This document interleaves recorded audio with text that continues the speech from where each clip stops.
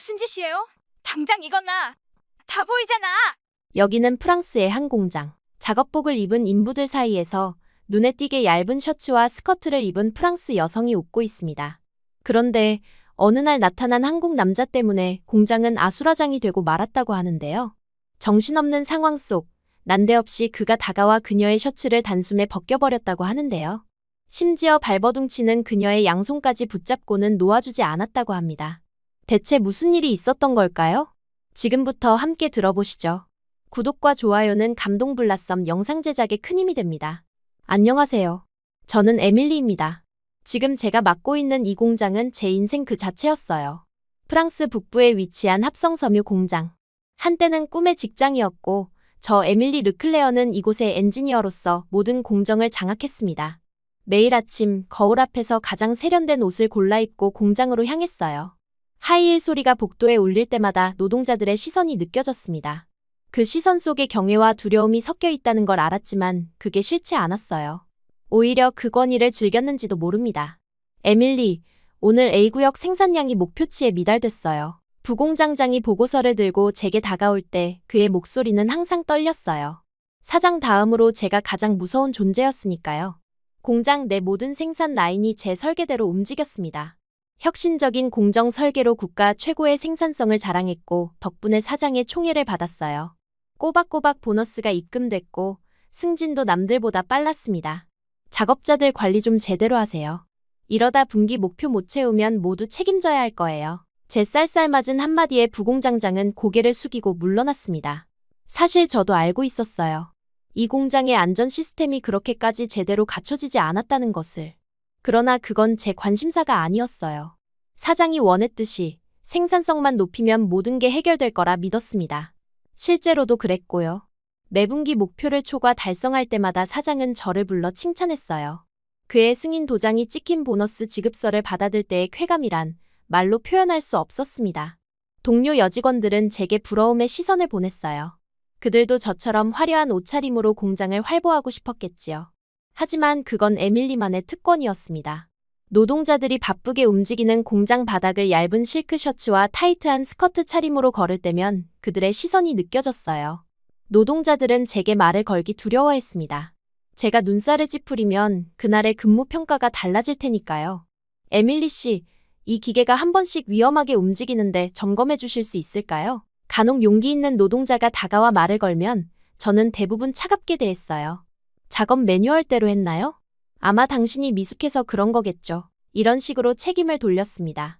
사실 그 기계의 안전장치보단 효율에만 집중해서 만든 걸 알면서도 보완하려면 생산을 중단해야 했고 그건 곧 생산량 감소로 이어지니까요. 불안정한 기계로 인한 작은 사고들은 항상 있었지만 크게 신경 쓰지 않았습니다. 산업 현장에선 당연한 일이라고 자기 합리화했어요. 적어도 제게는 그런 평화로운 일상이었습니다. 하지만 그 평화가 깨진 건 그날 아침이었습니다. 사무실 창을 통해 사장이 낯선 남자와 함께 공장으로 들어서는 모습이 보였어요. 사장의 태도가 이상했습니다. 평소라면 당당하게 앞장서서 걸어야 할 그가 그 남자 옆에서 굽실거리며 무언가 설명하고 있었어요. 곧바로 내선 전화가 울렸습니다. 에밀리, 지금 바로 내려와. 이분은 한국에서 오셨어. 공장 설명 좀 해줘. 사장의 목소리에는 긴장감이 묻어났어요. 한국이라고요? 납품하는 곳이 한국인 건 알지만 갑자기 왜 한국에서 사람이 왔을까요? 새로운 거래처라도 되는 줄 알았습니다. 기분이 불편해졌지만 여기는 제 구역이라는 생각으로 금세 자신감을 되찾았습니다. 이 공장의 모든 공정을 디자인하고 관리한 건 바로 저였으니까요. 자신 있게 설명하면 될 거라 생각했어요. 안녕하세요. 에밀리 르클레어입니다. 저희 공장의 공정 엔지니어예요. 자신감 넘치는 미소로 그에게 손을 내밀었습니다. 그런데 그 남자는 제 손을 무심하게 잡았다가 놓더니 공장 내부를 둘러보며 인사보다 질문부터 던졌어요. 이 화학물질 저장 탱크의 안전 밸브는 어디 있습니까? 압력계는요? 그의 단도직입적인 질문에 당황했습니다. 아직 소개도 제대로 못했는데 곧바로 기술적인 질문이라니요. 그래도 차분히 대답했어요. 저 탱크의 밸브는 뒷면에 있고 압력은 주 제어실에서 모니터링합니다. 5년 넘게 문제없이 가동 중이에요. 자랑스럽게 대답했지만 그의 표정은 점점 어두워졌습니다. 그는 제가 안내하는 대로 공장을 둘러보며 끊임없이 메모했어요. 처음엔 그저 형식적인 점검이라 생각했는데 그의 질문은 점점 날카로워졌습니다. 이 섬유 건조기는 정기 점검 주기가 어떻게 됩니까? 마지막 점검은 언제였죠? 3개월마다 점검하고 있어요. 지난달에 했습니다. 점검 기록을 볼 수 있을까요? 순간 당황했어요. 사실 점검은 했지만 서류 작업은 대충 넘어간 적이 많았거든요. 그래도 침착하게 대답했습니다. 물론이죠. 사무실에 기록이 있을 거예요. 나중에 보여드릴게요. 그는 고개만 끄덕이고 다음 설비로 넘어갔습니다. 사장은 계속 그의 뒤를 따르며 불안한 눈빛을 보냈어요. 처음 보는 광경이었습니다. 평소 당당하던 사장이 왜 저렇게 쩔쩔매는지 이해할 수 없었어요. C구역에 도착했을 때 그 남자는 갑자기 발걸음을 멈췄습니다. 화학약품을 합성하는 구역이었죠. 그는 노동자들의 작업복을 유심히 관찰하더니 곧바로 지적했어요. 보호구가 부적절합니다. 이 구역은 완전 밀폐형 보호복과 마스크를 착용해야 하는데 왜 노동자들은 기본 작업복만 입고 있죠? 사실 저도 알고 있었습니다. 특수 보호복을 착용하면 움직임이 둔해져 생산성이 떨어진다는 이유로 사장이 최소한의 보호 장비만 지급하라고 지시했거든요. 하지만 지금껏 큰 사고가 없었기에 저도 묵인했던 부분이었습니다. 그게 노동자들이 불편해해서요. 지금까지 문제가 없었고 제 변명이 끝나기도 전에 그는 차가운 눈빛으로 말했어요. 안전은 문제가 생기고 나서 대처하는 게 아닙니다. 미리 예방하는 거죠. 이건 심각한 규정 위반입니다. 그의 단호한 태도에 처음으로 불안감이 엄습했어요. 이 감사가 단순히 형식적인 것이 아니란 걸 깨달았습니다. 하지만 여전히 자존심이 상했어요. 5년 넘게 완벽하게 관리해온 공장인데 하루 만에 판단하고 비난한다니 말이죠. 마지막으로 늘 고장이 잦던 화학 공정 기계 앞에 섰습니다. 이 기계는 몇 달 전부터 이상한 소음을 내곤 했지만 생산 일정 때문에 수리를 미뤄왔어요. 그는 기계 옆에 안전 매뉴얼을 훑어보더니 다시 날카롭게 지적했습니다. 이 기계는 언제 마지막으로 오버홀했습니까? 매뉴얼상 6개월마다 해야 하는데요. 아, 그게 3개월 전쯤이었을 거예요. 정확한 날짜는 기억나지 않네요. 공장을 한 바퀴 돌면서 그는 계속해서 문제점들을 지적했어요. 이 환풍 시스템은 규정 용량의 절반밖에 작동하지 않고 있습니다. 이 구역의 화학물질 관리는 국제 기준에 크게 미달합니다. 그가 던지는 모든 말이 제 자존심에 상처를 입혔어요. 5년간 완벽하게 관리해왔다고 자부했던 제 공장이 그의 눈에는 문제투성이로 보인다는 사실이 참을 수 없었습니다. 그리고 멈춰선 그 남자는 시선이 제 복장으로 향했어요. 얇은 실크 셔츠와 무릎 위로 올라오는 스커트였죠. 특히 결정적인 한마디가 제 인내의 한계를 넘어섰어요. 현장에서 이런 옷차림은 위험합니다. 특히 이런 화학물질을 다루는 곳에서는요. 그 순간 제 얼굴이 화끈거렸어요. 지금까지 정말 아무도 제 옷차림에 대해 지적한 적이 없었거든요. 제 옷차림이 어떻든 그건 제 선택의 문제입니다. 지금까지 아무 문제 없었어요. 제 날카로운 대응에도 그는 흔들림 없이 대답했습니다. 안전은 선택이 아닌 의무입니다. 한 번도 사고가 없었다는 건 운이 좋았다는 것뿐이죠. 그의 말이 끝나기도 전에 갑자기 펑하는 소리가 들렸어요. 늘 고장이 잦던 3번 화학 공정기계에서 폭발음과 함께 화약성 물질이 튀어나왔습니다. 순간적으로 뜨거운 액체가 제 셔츠를 적셨습니다. 너무 놀라 제대로 반응할 수도 없었어요.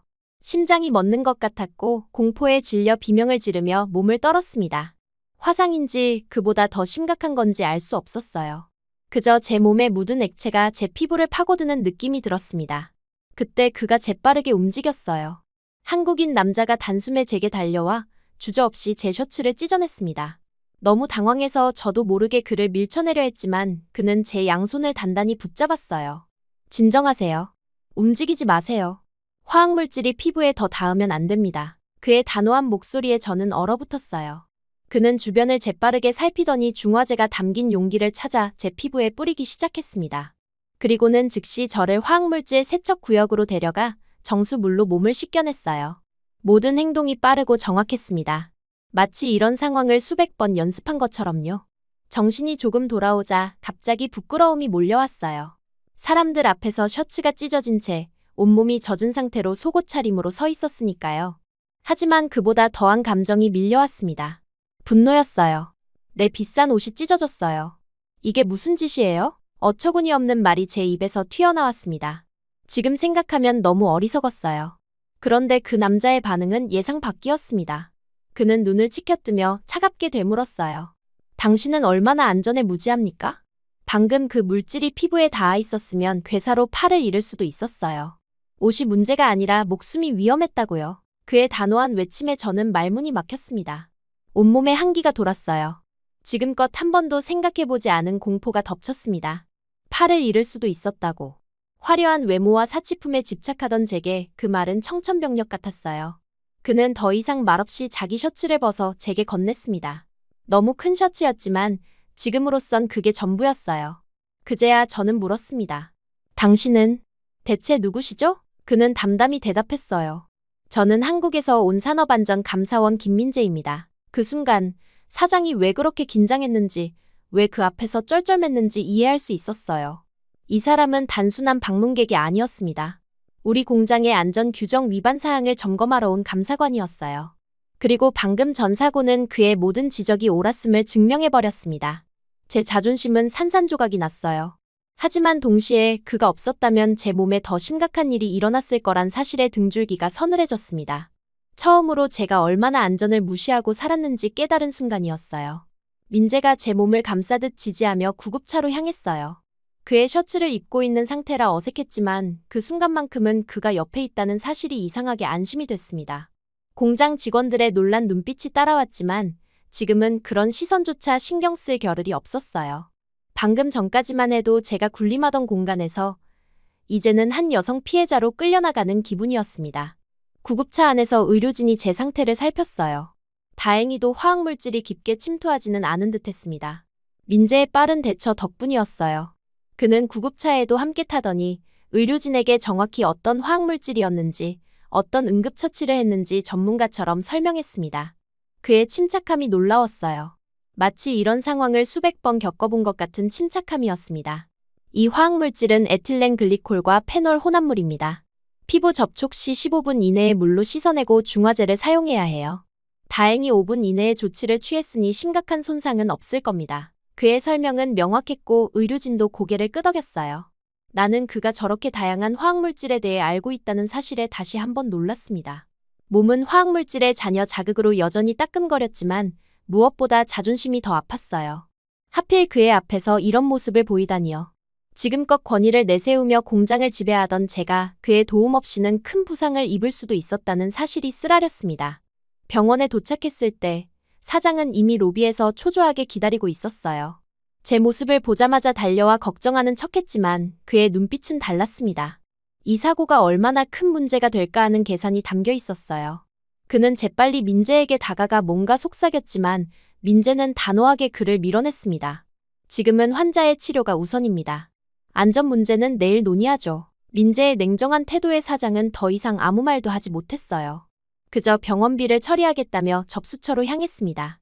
저는 민재의 단호함에 다시 한번 마음이 흔들렸어요. 이런 사람이라면 정말 믿고 의지할 수 있겠다는 생각이 들었습니다. 응급실에서 의사의 진단을 받는 동안 민재는 제 옆에서 한 발짝도 떨어지지 않았어요. 그는 끊임없이 의사에게 질문하며 제 상태를 확인했습니다. 의사는 다행히 큰 문제가 없다고 진단했어요. 초기 대응이 빨라 피부 표면에 가벼운 화상만 입었습니다. 하지만 만약 몇 분만 더 늦었다면 화학물질이 피부 깊숙이 침투해 괴사가 시작될 수도 있었어요. 정말 다행이네요. 의사의 말에 온몸에 소름이 돋았습니다. 괴사라는 단어가 제 머릿속에 울렸어요. 그때 민재가 제게 단호하게 말했던 것이 과장이 아니었단 걸 실감했습니다. 의사는 제게 진통제와 피부 치료제를 처방해 주었어요. 민재는 치료가 끝날 때까지 묵묵히 기다렸지만 그의 태도는 차가웠습니다. 마치 의무감에서 나온 행동처럼 보였어요. 치료가 끝나고 제가 감사 인사를 건네려 하자 그는 고개를 가로저으며 말했습니다. 내일 할 말이 많습니다. 공장의 안전 문제는 더 이상 미룰 수 없어요. 지금 겪은 사고는 시작에 불과합니다. 그리고는 더 이상의 대화도 없이 등을 돌렸어요. 그의 무뚝뚝한 태도에 다시 자존심이 상했지만 이번엔 반박할 수 없었습니다. 그가 옳았으니까요. 제가 5년간 보지 못한 혹은 보려 하지 않았던 위험을 그는 단번에 지적했어요. 그리고 제 목숨을 구했습니다. 미안함과 감사함 그리고 알 수 없는 감정이 뒤섞였어요. 병실에 남겨진 저는 처음으로 깊은 생각에 잠겼습니다. 지금까지 공장을 운영하며 생산성만 강조했던 나의 태도가 오늘의 사고를 불러온 건 아닐까? 매일 노동자들이 안전 문제를 제기했을 때 그냥 일이나 해 라고 무시했던 제 말들이 떠올랐어요. 그것이 얼마나 무책임한 행동이었는지 이제야 깨닫기 시작했습니다. 다음 날 아침, 퇴원을 하고 공장으로 돌아갔어요. 모든 직원들이 회의실에 모여 있었습니다. 민재가 앞에 서 있었고 사장은 구석에 어색하게 앉아 있었어요. 저는 조용히 뒷자리에 앉았습니다. 화려한 옷 대신 평범한 셔츠와 바지 차림이었어요. 처음으로 화장도 진하게 하지 않았습니다. 왠지 민재 앞에서 꾸미는 것이 부끄럽게 느껴졌어요. 민재는 프레젠테이션 화면을 펼치더니 단호하게 선언했습니다. 이 공장은 안전관리가 심각하게 부실합니다. 오늘부터 대대적인 개혁을 시작합니다. 그의 목소리에는 조금의 망설임도 없었어요. 프레젠테이션에는 공장 곳곳에 문제점이 적나라하게 담겨 있었습니다.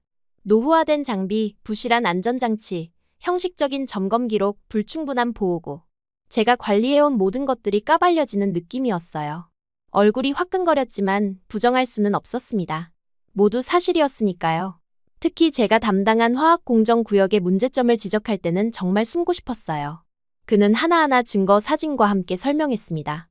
이 화학탱크의 압력계가 정상 작동하지 않습니다. 이 밸브는 부식으로 인해 언제든 파열될 수 있어요. 그리고 이 긴급 샤워 시설은 먼지에 덮여 있어 실제 비상 상황에서 사용할 수 없습니다. 어제의 사고는 우연이 아니라 필연이었습니다. 사장은 계속해서 변명하려 했지만 민재는 그의 말을 무시했어요. 그는 개선 계획을 제시했습니다. 모든 직원의 작업복 착용 의무와 공정별 안전규칙 강화, 장비 전면 점검 및 수리, 적정 근로시간 준수. 그리고 모든 개선이 이루어질 때까지 공장 가동을 중단하겠다고 선언했어요. 그 말에 노동자들 사이에서 술렁거림이 일었습니다. 누군가 벌떡 일어나 항의했어요. 공장 가동 중단이라고요? 그럼 우리 임금은 어떻게 되는 거죠? 생산량이 떨어지면 보너스도 없어질 텐데. 다른 노동자들도 동조하며 소리쳤습니다. 이러다 생산이 늦어지면 거래처에서 주문을 취소할 거예요. 우리 일자리는 어떻게 되는 겁니까? 안전이 중요하다는 건 알겠는데 당장 가족 생계는 어떻게 해요? 노동자들의 항의가 거세졌어요. 사장은 그 틈을 타 민재의 계획에 반대하려 했지만 민재는 단호했습니다. 안전은 타협의 대상이 아닙니다. 임금 문제는 회사가 책임져야 해요. 지금 당장의 생산보다 여러분의 생명이 더 중요합니다. 이 상태로 계속 일한다면 다음 사고의 피해자는 여러분 중 누구든 될 수 있어요. 그의 단호한 태도에도 불구하고 노동자들은 쉽게 수긍하지 않았습니다. 결국 그들은 집단으로 항의하며 작업장을 떠났어요. 공장은 멈춰섰고 민재는 사장에게 안전설비 개선을 위한 예산안을 제출했습니다. 사장은 억지로 동의했지만 그의 표정에서 불만이 역력했어요. 민재가 제게 다가왔습니다. 르클레어 씨, 당신은 이 공장의 공정 엔지니어로서 개선 작업에 참여해야 합니다. 오늘부터 안전 점검과 개선 계획을 함께 하겠습니다. 그의 말에 고개를 끄덕였어요. 솔직히 민재와 함께 일하는 것이 불편했지만 어제의 사고 이후로 제 권위는 이미 무너졌습니다. 다른 선택지가 없었어요. 게다가 그와 함께 일하며 그가 말한 안전의 가치에 대해 더 알고 싶다는 생각도 들었습니다. 우리는 공장 전체를 돌아다니며 모든 설비를 점검했어요. 민재는 하나하나 꼼꼼히 살피며 문제점을 노트에 적었습니다. 그의 전문성은 놀라웠어요. 제가 5년간 보지 못했던 문제들을 그는 단번에 찾아냈습니다. 때로는 제 설명을 무시하고 직접 장비를 분해해 내부까지 살폈어요.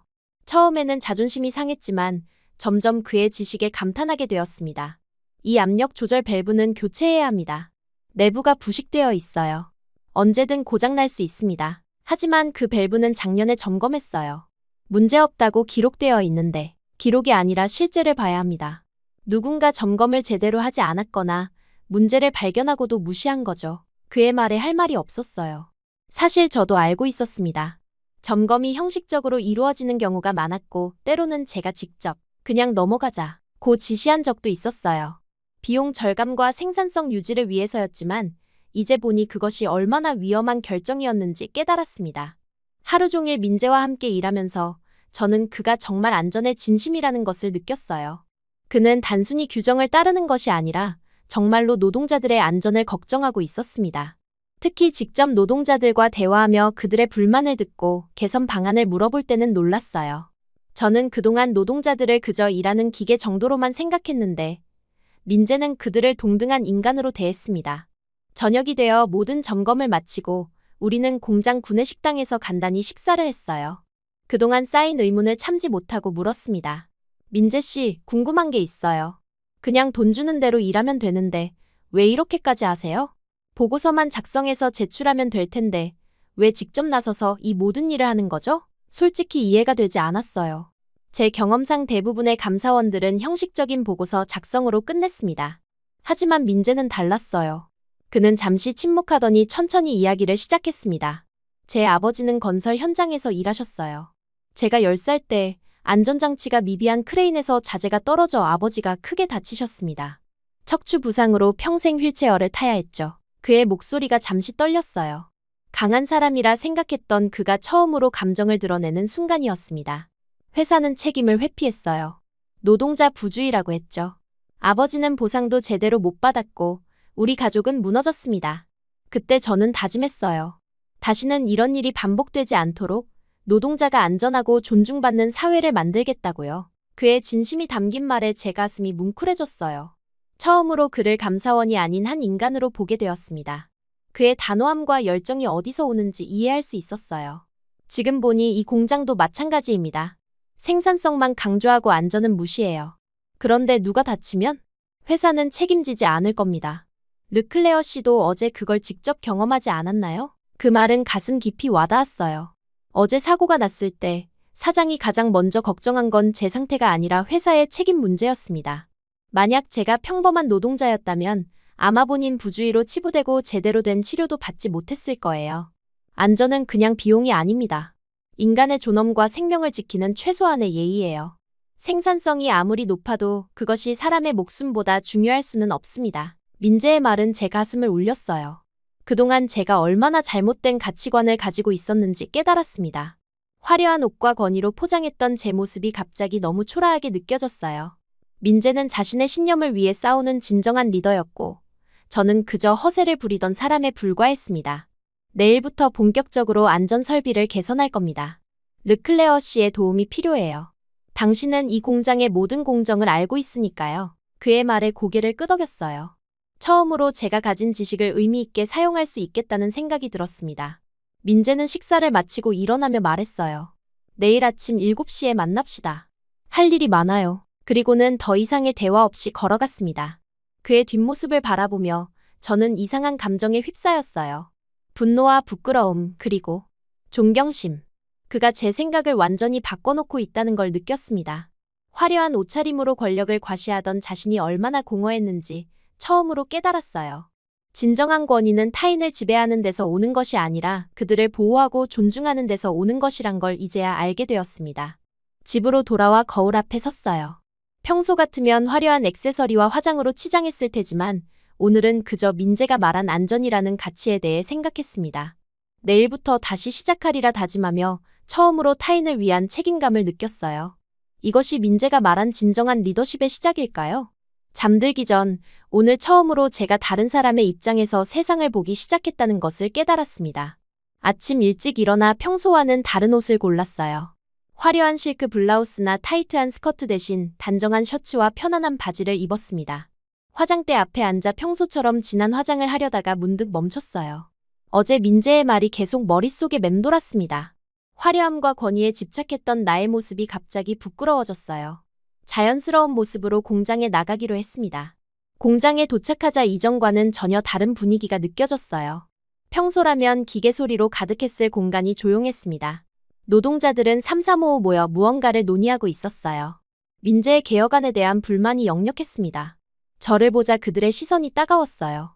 예전엔 두려움과 복종이 섞인 눈빛이었다면 지금은 원망과 분노가 담겨 있었습니다.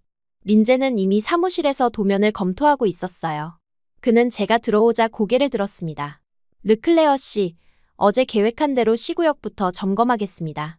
노동자들이 집단으로 항의 중이지만 우리는 계획대로 진행할 거예요. 그의 단호한 태도에 고개를 끄덕였습니다. 민재와 저는 공장 시구역으로 향했어요. 그곳은 가장 위험한 화학물질을 다루는 곳으로 저도 사실 개선이 필요하다고 느꼈던 곳이었습니다. 그러나 항상 생산 일정과 비용 때문에 미뤄왔었죠. 우리가 시구역에 도착하자 몇몇 노동자들이 작업을 거부한 채 앉아 있었어요. 그들은 저희를 보자 적대적인 눈빛을 보냈습니다. 한 노동자가 다가왔어요. 에밀리, 당신도 이 말도 안 되는 계획에 동참하는 거야? 당신은 이 공장이 어떻게 돌아가는지 알잖아. 이런 식으로 모든 걸 멈추면 우리 일자리는 어떻게 되는 거지? 예전에 저였다면 그냥 시키는 대로 해요. 라고 냉정하게 대답했을 거예요. 그러나 이제는 달랐습니다. 민재의 말이 제 마음을 바꿔놓았어요. 안전 없이는 일자리도 의미가 없어요. 당신이 다치면 회사는 노동자 부주의라고 하고 책임지지 않을 겁니다. 우리는 그런 상황을 막으려는 거예요. 제 대답에 노동자들은 의아한 표정을 지었어요. 이전에 에밀리라면 결코 하지 않았을 말이었으니까요. 민재는 제 말에 살짝 놀란 듯했지만 곧 노동자들에게 다가가 차분히 설명했습니다. 이 개혁은 회사를 위한 것이 아니라 여러분을 위한 겁니다. 안전한 환경에서 일할 권리는 기본 인권이에요. 지금의 불편함이 미래의 안전을 보장할 거라고 생각해 주세요. 그러나 노동자들은 쉽게 설득되지 않았어요. 그들에게 당장의 생계가 더 급박한 문제였으니까요. 결국 대부분의 노동자들이 작업을 거부한 채 공장을 떠났습니다. 민재는 흔들리지 않았어요. 괜찮습니다. 그들도 결국에는 이해하게 될 거예요. 우리는 계획대로 진행합시다. 민재의 단호함이 제게 힘을 주었습니다. 우리는 둘이서 C구역의 모든 장비를 점검하고 수리가 필요한 부분을 표시했어요. 평소였다면 귀찮아했을 일이지만 이상하게도 민재와 함께하는 시간이 즐거웠습니다. 그의 전문성과 열정에 감탄했어요. 어떤 장비를 봐도 즉시 문제점을 찾아내고 해결책을 제시했습니다. 점심시간 구내식당은 텅 비어 있었어요. 노동자들이 모두 떠난 상태였으니까요. 민재와 저는 조용히 식사를 했습니다. 그는 항상 묵묵히 자신의 일에 집중했어요. 예전에는 그의 무뚝뚝함이 불편했지만 이제는 그것이 진정성으로 느껴졌습니다. 민재 씨, 정말 노동자들이 돌아올까요? 이대로 공장이 문을 닫게 되면 어떡하죠? 솔직한 걱정을 털어놓았어요.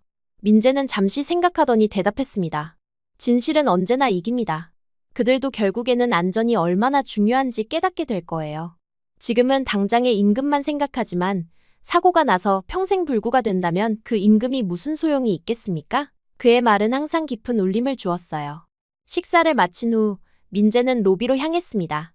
노동자 몇 명이 그를 기다리고 있었어요. 민재는 그들과 개인 면담을 진행한다고 했습니다. 저는 호기심에 옆에서 그 모습을 지켜봤습니다. 처음에는 노동자들의 태도가 공격적이었어요. 그러나 민재가 차분히 그들의 말을 경청하고 메모하는 모습을 보며 점점 누그러졌습니다. 민재는 그들에게 뭔가를 보여주고 있었어요. 나중에 알고 보니 그것은 과거 이 공장에서 있었던 사고 기록과 통계였습니다. 심지어 노동자들도 모르는 사고들이 많았어요. 민재의 노동자 면담 장면은 제 시선이 가장 오래 머물렀던 순간이었어요. 멀리서 지켜보던 제가 조금 더 가까이 다가갔을 때였습니다. 민재는 한 노동자와 마주 앉아 그의 이야기에 진심으로 귀 기울이고 있었어요. 그 노동자는 먼지 묻은 작업복 차림으로 손가락 마디마다 굳은 살이 박여 있었습니다. 제 둘째가 아파서 병원비가 많이 들어요. 회사에서 주는 보험으로는 부족해서 추가 대출까지 받았어요.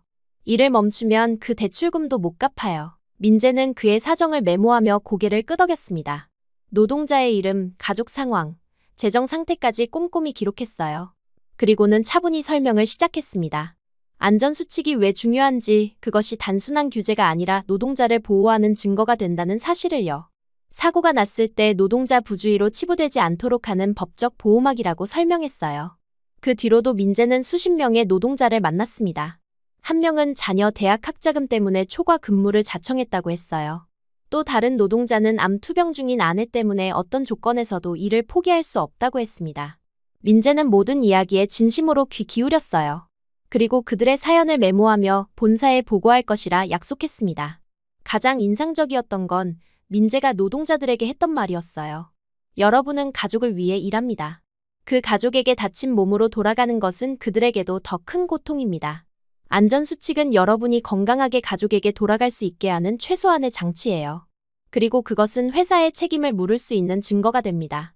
게다가 저희가 계획하는 개혁에는 초과 근무에 대한 정당한 보상, 작업 환경 개선에 따른 수당 인상도 포함되어 있습니다. 처음에는 의심의 눈초리를 보내던 노동자들이 점점 민재의 말에 고개를 끄덕이기 시작했어요. 그들의 표정이 변하는 걸 지켜보는 것은 마치 기적을 보는 것 같았습니다. 이 공장에서 일하며 저는 단 한 번도 노동자들의 개인적인 사정에 관심을 기울인 적이 없었어요. 그저 생산 단위로만 봤던 것 같습니다. 그런데 민재는 달랐어요. 그는 그들 한 명 한 명의 이야기를 귀 기울여 듣고 그들의 어려움을 진심으로 이해하려 했습니다. 민재가 2시간이 넘는 면담을 마치고 나왔을 때 그의 표정은 무거웠어요. 하지만 동시에 결의의 참모습이었습니다. 그가 제게 다가와 말했어요. 르클레어 씨, 이 노동자들은 단순히 일자리가 필요한 게 아니라 존중받는 일자리가 필요한 겁니다. 그들의 가족, 꿈, 희망이 모두 이 공장에 달려 있어요. 우리는 그들의 안전과 권리를 지켜야 합니다. 그 순간 제 마음속에서 무언가가 변했어요. 저도 그들의 이야기를 들어보고 싶어졌습니다. 그저 생산성을 높이기 위한 부품이 아니라 각자의 사연을 가진 사람들로 보기 시작했어요. 민재가 그들에게 했던 것처럼 저도 진정으로 귀 기울이고 싶었습니다. 이런 변화가 제 안에서 일어나고 있다는 사실이 새삼 놀라웠어요. 면담이 끝난 후 민재는 제게 충격적인 사실을 알려줬습니다. 르클레어 씨, 이 공장에서 지난 5년간 200건 이상의 경미한 사고와 15건의 중대 사고가 있었다는 걸 알고 계셨나요? 그런데 공식 기록에는 단 30건만 남아있어요. 놀라서 말문이 막혔습니다. 저는 엔지니어로서 모든 사고 기록을 받아봤지만 그 숫자는 들어본 적이 없었어요. 그게 말이 돼요? 그렇게 많은 사고가 있었다면 저도 알았을 텐데. 민재는 노트북을 열고 자료를 보여줬어요. 그가 직접 노동자들과의 면담을 통해 수집한 증언들이었습니다. 사장이 노동자들에게 사고를 신고하지 말라고 압력을 넣었다는 증언, 심지어 의료비를 몰래 주는 대신 비밀을 지키게 했다는 이야기도 있었어요. 제가 몰랐던, 아니 알려고 하지 않았던 공장의 어두운 면이 드러났습니다. 사장님이 이런 일을 정말 믿을 수 없어요. 민재는 담담히 말했습니다. 이것이 바로 안전을 비용으로만 생각하는 경영의 결과입니다. 인간의 생명과 건강을 숫자로만 환산하는 거죠. 르클레어 씨도 이런 시스템의 일부였어요. 그 말에 가슴이 찔렸습니다. 사실이었으니까요. 저는 늘 생산성과 효율을 최우선으로 생각했어요. 노동자들의 안전보다 사장의 칭찬이 더 중요했습니다. 부끄러움이 밀려왔어요. 제가 정말 몰랐어요. 아니, 알고 싶지 않았던 것 같아요. 솔직하게 털어놓았습니다. 민재의 표정이 조금 누그러졌어요. 적어도 지금은 인정하셨군요. 변화의 시작입니다. 그날 오후, 우리는 계속해서 공장의 안전 설비를 점검했어요. 해가 저물 무렵 놀라운 일이 일어났습니다. 아침에 떠났던 노동자 몇 명이 돌아온 거예요. 그들은 민재와 면담을 했던 사람들이었습니다. 그들은 조용히 민재에게 다가가 말했어요. 우리도 도울게요. 당신 말이 맞아요. 우리 가족을 위해서라도 안전한 일터를 만들어야 해요. 민재는 담담히 고개를 끄덕였습니다. 그들과 함께 저녁까지 일했어요. 점점 더 많은 노동자들이 돌아왔고 이틀째 되는 날에는 절반 이상이 복귀했습니다. 민재의 진심이 그들에게도 전해진 것 같았어요. 저는 매일 밤 민재와 함께 남아 다음날 계획을 세웠습니다. 그와 함께하는 시간이 점점 더 소중하게 느껴졌어요. 그의 열정과 원칙 그리고 사람을 향한 따뜻함이 제 마음을 사로잡았습니다. 이전에는 느껴보지 못한 감정이었어요. 일주일이 지나자 공장은 완전히 달라졌습니다. 모든 장비에 안전장치가 설치됐고 노후화된 기계는 수리됐어요. 보호구가 제대로 갖춰졌고 응급 상황을 위한 설비도 완벽하게 준비됐습니다. 무엇보다 노동자들의 태도가 달라졌어요. 그들은 더 이상 불평하지 않고 오히려 적극적으로 안전 규칙을 지켰습니다. 그러던 어느 날 사장이 갑자기 찾아왔어요. 그는 민재에게 화를 내며 소리쳤습니다. 이제 그만하시오. 거래처에서 납품 독촉이 쇄도하고 있어. 이대로 가다간 회사가 망할 거요. 민재는 평소처럼 차분했어요. 사장님, 안전은 타협의 대상이 아닙니다. 이 개혁이 끝나면 오히려 생산성은 향상될 거예요. 사고로 인한 작업 중단이 없어지니까요. 사장은 분노에 차서 나갔지만 민재는 흔들리지 않았습니다. 저는 그의 단호함에 더욱 매료됐어요. 그날 저녁 모든 작업이 끝난 후 민재와 저는 공장 옥상에서 차를 마셨습니다. 별이 가득한 밤하늘 아래 처음으로 그에게 개인적인 질문을 했어요. 민재 씨는 한국에서는 어떤 생활을 하고 있나요? 여자친구가 있으신가요? 그는 잠시 생각하더니 대답했습니다. 저는 일이 전부예요. 한국에서도 이런 안전 감사 업무를 하고 있습니다. 가족은? 부모님만 계세요. 결혼은 아직 생각해 본 적이 없습니다. 그의 대답에 왠지 안심이 됐어요. 민재는 제게 물었습니다. 르클레어 씨는요? 이 공장에서 5년이나 일하셨는데 앞으로의 계획은 어떻게 되나요? 갑작스러운 질문에 잠시 생각했어요. 사실 그동안은 그저 이 공장에서의 성공만 생각했지 진정한 미래에 대해서는 고민하지 않았습니다. 솔직히 잘 모르겠어요. 지금까지는 그저 출세만 생각했는데 요즘은 많은 생각이 들어요. 민재 씨를 만나고 나서 제 가치관이 많이 바뀌었거든요. 제 고백에 민재는 미소를 지었습니다. 처음 보는 그의 미소였어요. 가슴이 두근거렸습니다. 르클레어 씨는 뛰어난 엔지니어예요.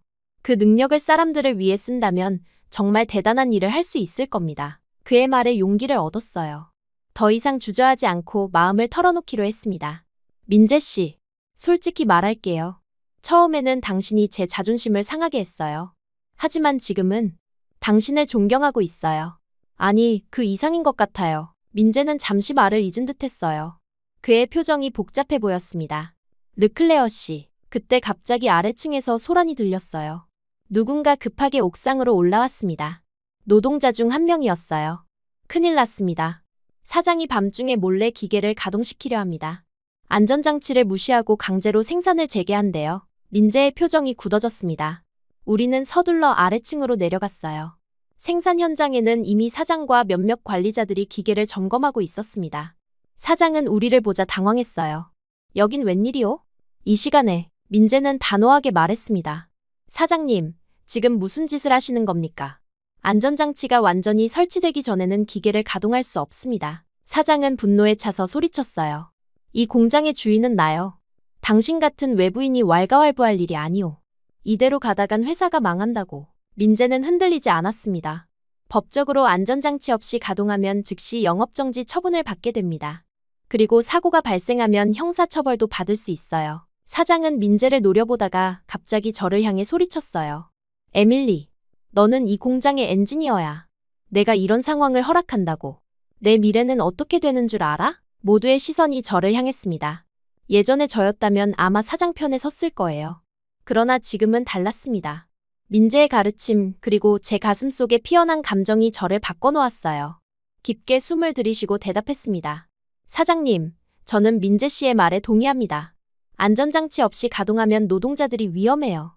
우리는 더 이상 그들의 안전을 무시할 수 없습니다. 사장의 얼굴이 붉게 변했어요. 그는 분노에 차서 고함을 질렀습니다. 넌 해고야. 당장 짐을 싸서 나가. 그 순간 민재가 제 앞에 나섰어요. 사장님, 그렇게 하시면 프랑스 노동법 위반입니다. 내일 본사에 보고서를 제출할 때 이 상황도 모두 포함시키겠습니다. 본사라는 말에 사장의 표정이 굳어졌어요. 이 공장은 한국 대기업의 프랑스 지사였고 민재는 본사에서 파견된 감사원이었습니다. 사장은 더 이상 말없이 자리를 떠났어요. 민재는 남은 관리자들에게 지시했습니다. 모든 장비를 원래대로 돌려놓으세요. 내일 아침에 다시 점검하겠습니다. 위기는 넘겼지만 가슴이 여전히 쿵쾅거렸어요. 민재가 저를 구해준 것 같은 기분이었습니다. 모두가 떠난 후 민재와 저는 다시 사무실로 돌아왔어요. 갑작스러운 상황에 둘 다 말이 없었습니다. 민재 씨, 감사해요. 저를 지켜줘서. 민재는 고개를 저었어요. 당신이 옳은 일을 선택했기 때문입니다. 르클레어 씨가 용기를 내지 않았다면 저도 도울 수 없었을 거예요. 그의 말에 가슴이 따뜻해졌습니다. 사무실 창밖으로 달빛이 비쳐들었어요. 그 은은한 빛 속에서 민재의 모습이 더욱 빛나 보였습니다. 제 마음이 이미 그에게로 향하고 있다는 것을 부정할 수 없었어요. 민재 씨, 아까 옥상에서 하던 이야기를 계속할 수 있을까요? 민재는 잠시 망설이더니 대답했습니다. 르클레어 씨, 저도 당신을 존경해요. 처음에는 그저 안전을 무시하는 또 하나의 관리자라고 생각했지만 당신의 변화하는 모습을 보며 감동했습니다. 특히 오늘 사장님 앞에서 보여준 용기는 정말 대단했어요. 그의 말에 용기를 얻어 한 발 더 다가섰습니다. 당신이 곧 한국으로 돌아간다고 들었어요. 제가 함께 갈 수 있을까요? 갑작스러운 제 말에 민재는 놀란 표정을 지었어요. 그러나 곧 그의 눈빛이 따뜻해졌습니다. 르클레어 씨, 정말 그렇게 생각하세요? 고개를 끄덕였어요. 처음으로 제 인생에서 확신을 가진 결정이었습니다. 네, 이제 저는 알아요. 진정한 권력은 약자를 위해 쓰여야 한다는 걸요. 당신과 함께라면 저도 그런 삶을 살 수 있을 것 같아요. 제 미래를 당신이 안전하게 설계해 주세요. 민재는 잠시 생각에 잠기더니 미소를 지었습니다. 그는 제 손을 살며시 잡았어요. 함께 노력해 봅시다. 당신 같은 뛰어난 엔지니어가 한국에서도 필요해요. 하지만 쉽지 않을 거예요. 새로운 문화, 새로운 언어. 괜찮아요. 저는 도전할 준비가 되어 있어요. 이 작은 우물에서 벗어나 더 넓은 세상을 보고 싶어요. 민재의 눈빛에서 따뜻함을 느꼈습니다. 그날 밤, 우리는 오랫동안 이야기를 나눴어요. 한국에서의 삶, 우리가 함께 할 수 있는 일들. 처음으로 누군가와 진정한 소통을 하는 기분이었습니다. 화려한 옷과 권위로 자신을 포장했던 과거의 에밀리는 이제 없었어요. 이제는 진정한 가치를 알게 된 새로운 에밀리로 거듭났습니다. 일주일간 민재는 공장을 정상화시켰고 보고서를 작성하고 한국으로 갈 준비를 했고 저 역시 사장 얼굴에 시원하게 사표를 던졌습니다. 한국행 비행기 안에서 창밖을 바라보며 지난 한 달을 돌이켜봤어요. 제 인생에서 가장 격변의 시간이었습니다. 한 달 전만 해도 화려한 옷을 입고 공장을 활보하던 제가 이제는 모든 것을 뒤로한 채 낯선 나라로 향하고 있다니요. 옆자리에 민재는 조용히 서류를 검토하고 있었어요. 그의 옆모습을 바라보니 불안함보다는 기대감이 커졌습니다. 르클레어 씨, 한국에 도착하면 우선 제 아파트 근처에 당신이 지낼 곳을 마련해드리겠습니다. 그리고 안전공단에 당신의 이력서를 전달할게요. 민재의 말에 고개를 끄덕였어요. 그는 여전히 공적인 말투였지만 눈빛은 달랐습니다. 그 눈빛 속에서 무언가 더 깊은 감정을 느낄 수 있었어요. 비행기가 착륙하고 인천공항에 발을 딛는 순간 가슴이 뛰었습니다. 모든 것이 낯설었어요. 문자도, 언어도, 사람들의 모습도 달랐지만 이상하게 두렵지 않았어요. 민재가 옆에 있었으니까요. 첫 주는 적응하는 데 집중했습니다. 민재가 소개해준 원룸의 짐을 풀고 주변 환경을 익혔어요. 그는 매일 퇴근 후 저를 찾아와 한국 생활에 필요한 것들을 하나하나 알려주었습니다. 지하철 타는 법부터 간단한 한국어까지 모든 것이 새로웠어요. 민재의 섬세한 배려에 점점 그를 향한 마음이 깊어졌습니다. 이번 주말에 안전공단 면접이 있어요. 당신의 경력이면 충분히 합격할 수 있을 겁니다. 민재의 말대로 면접은 순조롭게 진행됐어요. 프랑스에서의 경험과 최근의 안전 개선 프로젝트 참여가 높게 평가받았습니다. 다행히 영어가 통했고 저는 합격 통지를 받았어요. 한국산업안전보건공단의 국제협력팀에서 일하게 된 것입니다. 프랑스어와 영어 능력을 활용해 유럽의 안전기준을 한국에 적용하는 일이었습니다. 새로운 직장에 적응하는 데에는 시간이 걸렸지만 동료들은 대부분 친절했어요. 특히 민재의 지인들은 저를 잘 챙겨주었습니다. 그러나 일부 직원들의 시선이 불편하게 느껴질 때도 있었어요. 외국인이 뭘 알겠어라는 식의 태도였죠. 그럴 때마다 민재는 제 능력을 옹호해 주었습니다. 그의 지지 덕분에 점점 자신감을 찾아갔어요. 업무에 적응해가면서 민재와의 관계도 깊어졌습니다. 처음에는 선배와 후배 같은 관계였지만 점차 퇴근 후에 시간이 늘어났어요. 한강공원을 산책하고 서울의 야경을 구경하며 서로의 이야기를 나누었습니다. 그는 점점 무뚝뚝한 껍질을 벗고 자신의 꿈과 아픔을 저에게 털어놓았어요. 사실 아버지가 다치신 후로 저는 온전한 가족의 의미를 잊고 살았습니다. 일에만 몰두했죠. 하지만 당신을 만난 후 다시 생각하게 됐어요. 인생에는 일만 있는 게 아니란 걸. 그의 고백에 가슴이 뭉클해졌어요. 저도 제 이야기를 했습니다. 어떻게 권력과 화려함에 집착하게 됐는지, 왜 그토록 인정받고 싶었는지를요. 우리는 서로의 상처와 꿈을 나누며 점점 가까워졌습니다. 한국 생활 6개월 차에 민재가 드디어 청혼했어요. 한강변 벚꽃 아래에서 수줍게 반지를 꺼냈을 때 저는 망설임 없이 고개를 끄덕였습니다. 그는 제 인생을 완전히 바꿔놓은 사람이었고 함께하고 싶은 유일한 사람이었어요. 결혼식은 소박했습니다. 민재의 어머니와 몇몇 가까운 동료들만 참석한 작은 식이었어요. 프랑스에서는 몇몇 친구들이 비행기를 타고 와 축하해 주었습니다. 특히 앙드레와 마리는 제 변화를 눈으로 확인하고 싶다며 일부러 휴가를 내고 왔어요. 그들은 제 모습을 보고 놀라워했습니다. 에밀리, 너 정말 달라졌어. 눈빛이 완전히 다르네. 행복해 보여. 마리의 말에 미소 지었어요. 정말로 행복했습니다. 화려한 옷과 사치품 대신 이제는 민재와 함께하는 소박한 일상이 더 소중했어요. 결혼 후 우리는 서울 외곽의 아파트로 이사했습니다. 매일 아침 함께 출근하고 저녁에는 서로의 하루를 나누는 시간이 행복했어요. 직장에서도 점차 인정받기 시작했습니다. 제가 제안한 국제안전기준 통합 프로젝트가 좋은 평가를 받았어요. 유럽의 선진 안전기준을 한국 실정에 맞게 적용하는 일이었습니다. 특히 화학공장의 안전 시스템 설계에서 제 경험이 큰 도움이 됐어요. 프로젝트 성공 이후 저는 팀장으로 승진했고 더 많은 책임을 맡게 되었습니다. 결혼 2년 차, 우리에게 기쁜 소식이 찾아왔어요. 임신 테스트기에 2줄이 나타났을 때 민재는 눈물을 감추지 못했습니다. 그는 제 배에 귀를 대고 오랫동안 속삭였어요. 아이에게 안전한 세상을 만들어주겠다고요. 그 모습을 보며 제 선택이 옳았음을 다시 한번 확신했습니다. 임신 중에도 저는 계속 일했어요. 물론 현장 방문은 줄이고 주로 사무실 업무에 집중했지만 일을 놓고 싶지 않았습니다. 민재도 저희 결정을 존중해 주었어요. 그는 집안일을 더 많이 맡아주며 저를 배려해 주었습니다. 우리의 관계는 상호 존중 위에 단단히 세워져 있었어요. 출산은 생각보다 순탄하지 않았습니다. 진통이 길어지고 아이의 상태가 불안정해져 결국 응급 제왕절개를 했어요. 힘든 과정이었지만 마침내 딸 수아가 태어났을 때의 기쁨은 말로 표현할 수 없었습니다. 민재는 병실에서 밤새 저와 아이를 지켜보았어요. 그의 얼굴에서 행복과 안도의 눈물을 봤습니다. 우리 수아는 두 문화의 아름다움을 모두 가진 아이예요. 프랑스의 자유로움과 한국의 따뜻함을요. 민재의 말에 고개를 끄덕였어요. 수아는 우리의 사랑이 만든 기적이었습니다. 출산 후 6개월의 육아휴직 동안 저는 온전히 수아에게 집중했어요. 민재도 가능한 한 일찍 퇴근해 육아에 동참했습니다. 그는 놀라울 정도로 다정한 아버지였어요. 딸을 안고 책을 읽어주는 모습이 너무 사랑스러웠습니다. 복직 후에는 일과 육아의 균형을 맞추는 것이 쉽지 않았어요. 하지만 민재와 함께라면 어떤 어려움도 이겨낼 수 있을 것 같았습니다. 우리는 수아를 위해 더 안전한 세상을 만든다는 공동의 목표를 가지고 있었어요. 그 목표가 우리를 더욱 단단하게 묶어주었습니다. 수아가 두 돌을 맞을 무렵 예상치 못한 방문객이 찾아왔어요. 프랑스에서 옛 동료들이 급히 연락을 해왔습니다. 공장에 큰 사고가 났다는 소식이었어요. 제가 떠난 후 사장은 다시 예전의 방식으로 돌아갔고 안전 시스템을 소홀히 관리했다고 합니다. 결국 화학 탱크가 폭발해 여러 명이 다치고 심지어 2명이 목숨을 잃었다는 충격적인 소식이었어요. 에밀리, 내가 있었다면 이런 일은 없었을 거야. 도움이 필요해. 앙드레의 다급한 메시지에 가슴이 아팠습니다. 민재와 상의 끝에 우리는 잠시 프랑스를 방문하기로 했어요. 수아를 시어머니께 맡기고 함께 비행기에 올랐습니다.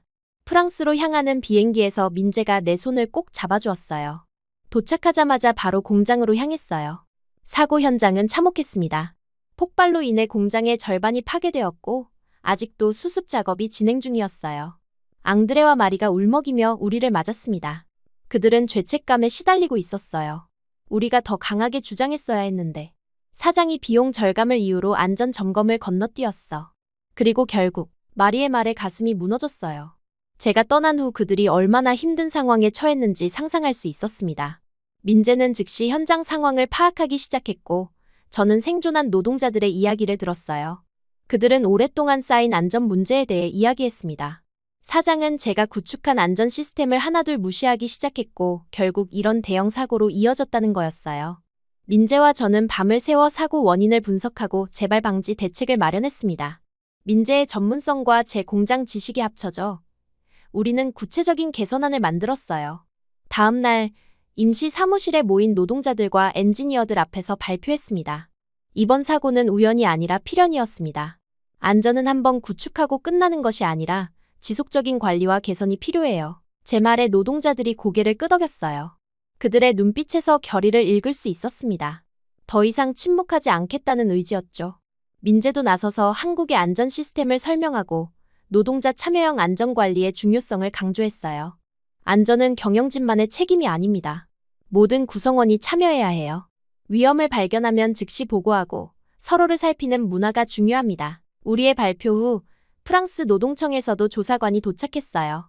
우리는 그들에게 모든 자료를 제공하고 사고의 구조적 원인을 설명했습니다. 조사 결과 사장과 경영진에게 중대한 과실이 있음이 밝혀졌어요. 그들은 법적 책임을 피할 수 없게 되었습니다. 저는 민재를 소개했어요. 그들은 민재를 향해 존경의 눈빛을 보냈습니다. 3년 전 민재가 가져온 변화의 여파가 아직도 이 공장에 남아 있었던 거예요. 함께 공장을 둘러보며 변화된 모습을 살펴봤습니다. 예전에 제가 관리하던 구역은 이제 완전히 현대화되어 있었어요. 안전장치는 물론 작업 효율성까지 높아져 있었습니다.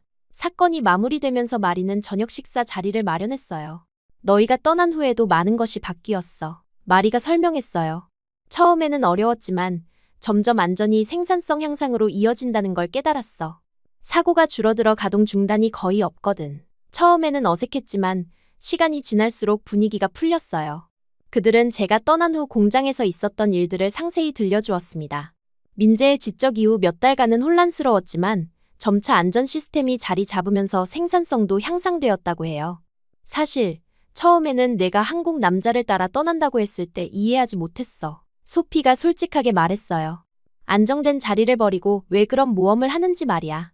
그런데 지금 너를 보니 정말 행복해 보여. 그리고 우리도 많이 배웠어. 마리도 고개를 끄덕이며 말했습니다. 에밀리, 너 정말 달라졌어. 예전에는 생산성만 강조했는데 이제는 진짜 엔지니어 같아. 그리고 이 변화가 우리에게도 영향을 줬어. 그녀의 말에 웃음 지었어요. 민재를 바라보며 대답했습니다. 사람이 먼저라는 걸 배웠어요. 돈보다 생명이 중요하다는 것을요. 이제라도 깨달았으니 여러분도 진정한 엔지니어가 되어야 해요. 안전은 타협할 수 없습니다. 그때 장피에르가 조금 어두운 표정으로 입을 열었어요. 사실 우리 회사 말고 다른 공장에서 큰 사고가 있었어. 화학물질 누출로 3명이 심각한 부상을 입었어. 안전장치가 제대로 작동하지 않았대. 그 공장 엔지니어들이 도움을 요청해 왔는데 우리도 어떻게 해야 할지 확신이 없어. 소피가 덧붙였어요. 그 공장 상황이 3년 전 우리 공장과 비슷해. 경영진은 안전보다 생산성만 강조하고 노동자들은 불안해하고 그들의 말을 듣고 민재와 눈을 마주쳤습니다. 그의 눈빛에서 결심을 읽을 수 있었어요. 저도 무언가 해야 한다는 생각이 들었습니다. 이것은 우연이 아니라 필연이었어요.